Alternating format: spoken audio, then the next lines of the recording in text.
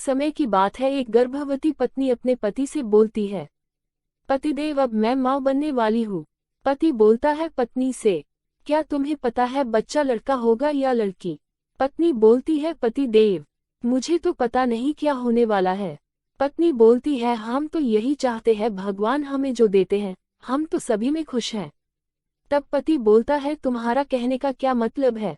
पत्नी बोलती है, यही कि हमें चाहे लड़का हो या लड़की हो तो दोनों में खुश है। तब पति बोलता, नहीं, मुझे तो सिर्फ बेटा चाहिए जो हमें कमाकर लाएगा। तब पत्नी बोलती है, बेटी भी तो घर की लक्ष्मी होती है, जो अपने माँ बाप का सर कभी भी नीचे नहीं होने देते हैं। क्या पता बेटा आगे चलकर कैसा होगा, नालायक होगा या फिर एक नेक दिल का वाला होगा, ये तो पता नहीं। ये सब तो ऊपर वाले ईश्वर के हाथ में, वह हमें क्या देता है।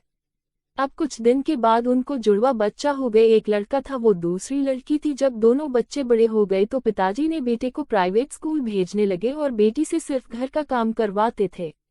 लेकिन बेटी एक दिन अपने पिता से बोलती है, पिताजी जी स्कूल जाना है और एक अच्छा इंसान बनना है।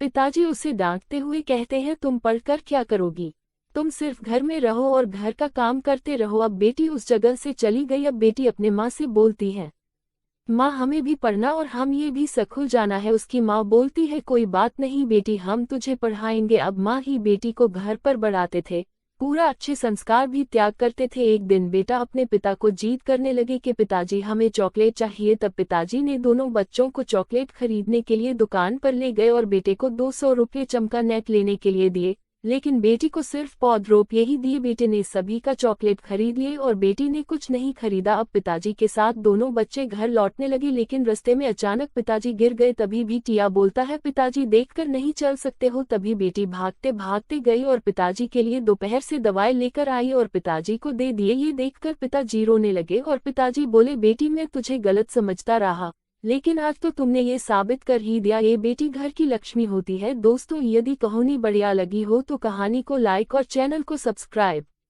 जरूर कर दीजिएगा दोस्तों।